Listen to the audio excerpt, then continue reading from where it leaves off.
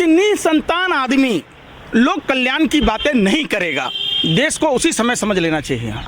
तो वो कारगिल का विजेता जिसकी पत्नी के जिस्म के साथ खिलवाड़ किया गया, रेप हुआ, क्या वह परिवार आपका नहीं था? क्या मणिपुर के लोग आपके परिवार नहीं है? को मोदियाबिंद हो गया है। इन भाइयों बहनों मित्रों, ये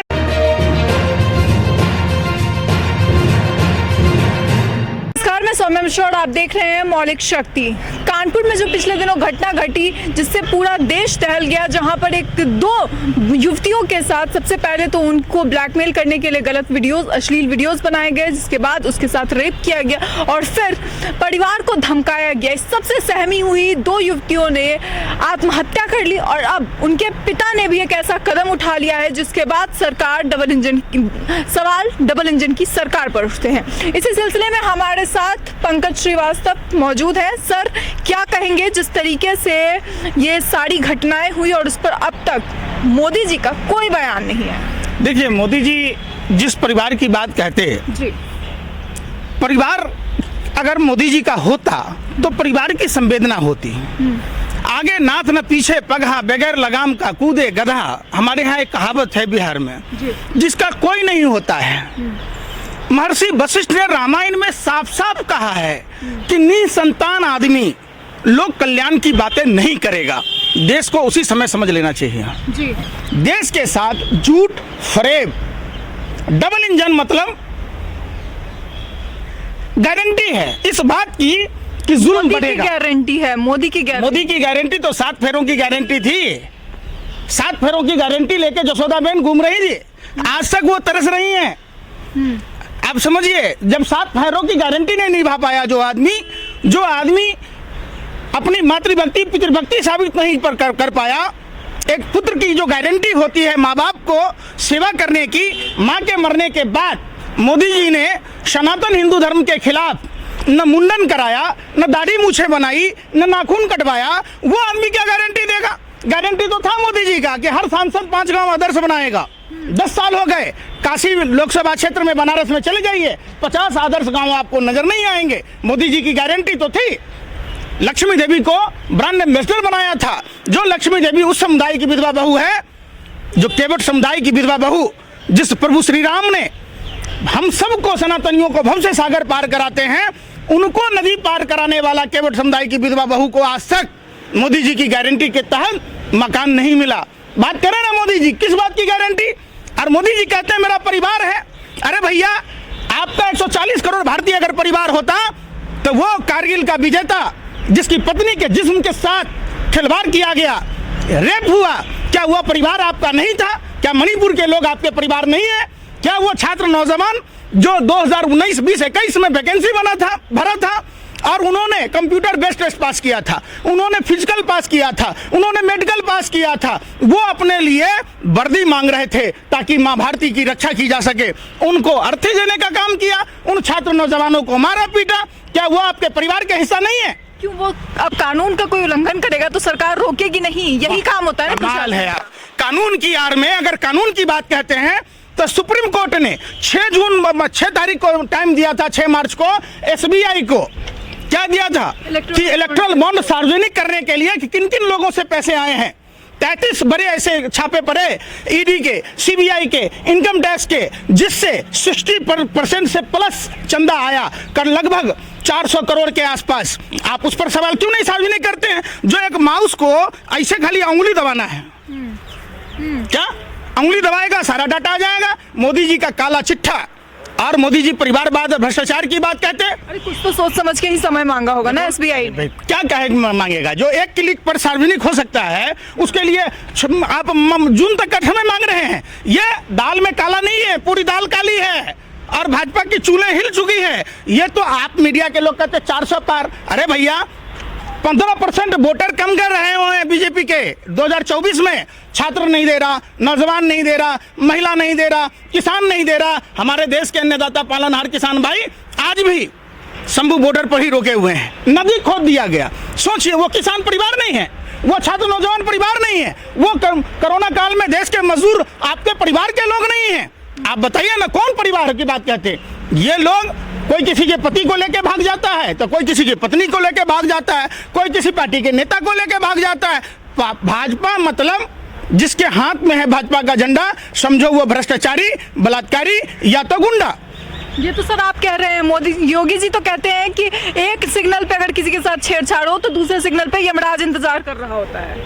तो कानपुर में क्या हुआ, उन्नाव में क्या हुआ, हाथरस में क्या हुआ, कानपुर में क्या हो रहा है, बताइए ना आप। कहाँ है यमराज, कहाँ है वो दूरबीन, जिस दूरबीन से इन लोगों को मोदिया बिंद हो गया है, इनको भगवा चश्मा पहने हुए हैं, इनको अपराधी नजर नहीं आता है। जब दोनों महिलाएं जब आत्महत्या की, कानून उनको इंसाफ नहीं दिया और उनके पिता पर प्रेशर बनाया जा रहा था कि भाई केस को कॉम्प्रोमाइज कर लो। नतीजा, एक पिता अपनी पुत्री के साथ इस तरीके के दरिंदगी होते कैसे देख सकता है, कैसे उसका ये हो सकता है। लास्ट में अंततः हालांकि आत्महत्या करना समस्या का सलूशन नहीं है, लड़ाई लड़ना हर भारतीयों का कर्तव्य है। इस बार देश के 90 करोड़ मतदाता मोदी जी से डायरेक्ट लड़ रहे हैं, पार्टी कोई भी चुनाव में हो। भाजपा का वोट परसेंटेज कमा हुआ है। भाइयों बहनों मित्रों, ये शंकर राव चौहान कांग्रेस के मुख्यमंत्री थे, इनके बेटा अशोक चौहान परिवारवाद है, सेना के विधवाओं का पैसा खा गया, तो मोदी जी राज्यसभा में क्यों भेजा, क्यों मुजरा गा रहे थे इतने साल से। भाइयों बहनों आप बताइए, जिस अजीत पवार पर सिंचाई घोटाला चक्की पिसिंग की बात कह रहे थे, उसको उप मुख्यमंत्री क्यों बनाया। वेद प्रकाश गोयल, आप समझिए, वेद प्रकाश गोयल वाजपेयी सरकार में मंत्री थे, पीयूष गोयल बगल में बैठे हैं, हमारे यहाँ परिवारवाद नहीं है। वाह, कमाल की बात है। वेद प्रकाश गोयल और उनकी मां मटुंगा से विधायक है, क्या उन्होंने बच्चे को जन्म नहीं दिया पीयूष गोयल को, अनाथ आश्रम से आया पीयूष गोयल। ये देखिए, मोदी जी का झूठ सबसे मजबूत अब इस बार नहीं चलेगा। पहले कहते थे चौकीदार चोर है, चौकीदार हैं हम भी चौकीदार। अरे भैया, चौकीदार आपका मोदी जी का परिवार है, नीरव मोदी, मेहुल चौकसी, विजय माल्या, ललित मोदी, जितने घोटालेबाज हैं। सारा बिरला डायरी पर आपने कभी चर्चा की जिसमें लेन देन का जिक्र है? क्यों नहीं हुआ? जो जज जिसने क्लीन चिट दी उसको आपने अधिकारी बना दिया। सारे भ्रष्टाचारी भाजपा में भ्रष्टाचारियों का गढ़ है, पूरा भ्रष्टाचारियों का महासमुद्र हो चुका है। इसलिए भाजपा के लोग डरे हुए हैं, सहमे हुए हैं। इनके पास देखिए, जिस पार्टी की औकात एक मेयर चुनाव जीतने की नहीं है, वो कह रहा है कि हम लोकसभा चुनाव जीत जाएंगे। अरे भैया, 36 में से 8 वोट तो आपने बेईमानी करी थी। अरे 140 करोड़ की जनता उनका परिवार है, क्यों नहीं जीत जाएंगे?